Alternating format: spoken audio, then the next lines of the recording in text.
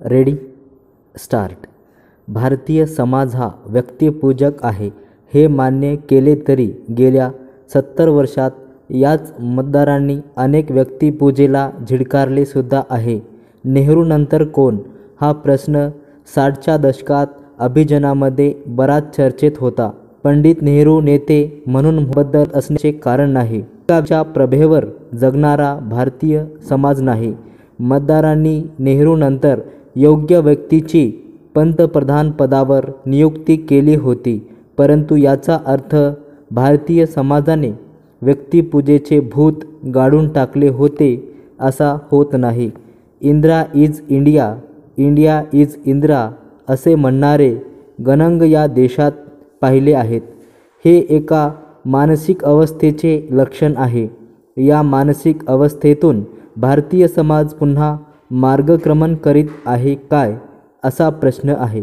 जगातील अनेक देशांमध्ये द्विपक्षीय संसदीय लोकशाही पद्धती आहे. अमेरिकेत रिपब्लिकन व डेमोक्रेटिक हे 2 राजकीय पक्ष आहेत. नुकत्याच सार्वत्रिक निवडणूक संपलेल्या व लोकशाहीची जननी मानली जाणाऱ्या ब्रिटनमध्येही हुजूर व मजूर हेच मुख्य राजकीय पक्ष आहेत. भारतीय घटनाकारांनी बहुपक्षीय संसदीय लोकशाही पद्धती स्वीकारली. यामागे निश्चितच काही कारणे आहेत.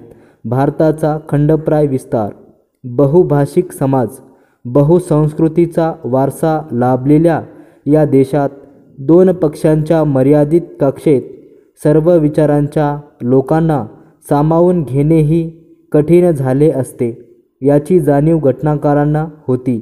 या पार्श्वभूमीवर पंतप्रधान नरेंद्र मोदी व लोकसभेतील विरोधी पक्षनेते राहुल गांधी यांच्यामध्ये सुरू झालेल्या संघर्ष व या संघर्षाचाच भारतीय राजकारणाचा अवकाश म्हणून सांगायचा होत असलेला प्रयत्न संसदीय लोकशाहीला बळकट करणारा खचितच नाही. हा संघर्ष सुरू झाला राष्ट्रपतींच्या अभिभाषणावरील चर्चेच्या निमित्ताने. राष्ट्रपतीचे अभिभाषण म्हणजे केंद्र सरकारने तयार केलेला परंतु राष्ट्रपतीच्या मुखातून वदवून घेणारे भाषण असते. यात केंद्र सरकारची भलामण करण्यात काहीही चूक नाही. यापूर्वीच्या राष्ट्रपतींनी सुद्धा हेच केले आहे. प्यारा. लोकसभेतील विरोधी पक्षनेता म्हणून बोलताना राहुल गांधी यांनी याचा पुरेपूर फायदा घेतला.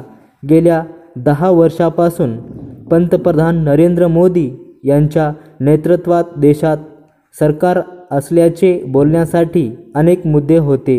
राष्ट्रपतींच्या भाषणातही अनेक मुद्दे असे होते की त्यावर चर्चा व्हायला हवी होती.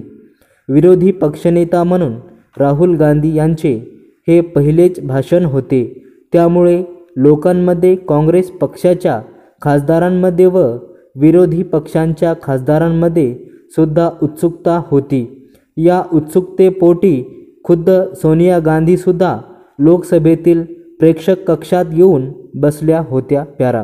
गेल्या काही वर्षापासून राहुल गांधी पंतप्रधान मोदींना लक्ष्य करीत आहेत. विरोधी पक्षनेता म्हणून पहिल्यांदा राहुल गांधी यांना अंगावर घेत होते. यात त्यांचा आवेश होता. चेहऱ्यावर भय नव्हते, सत्तेची लालसा नव्हती व काही गमविण्याच्या भीतीचा अंश त्यांच्या चेहऱ्यावर नव्हता. प्यारा. स्टॉप.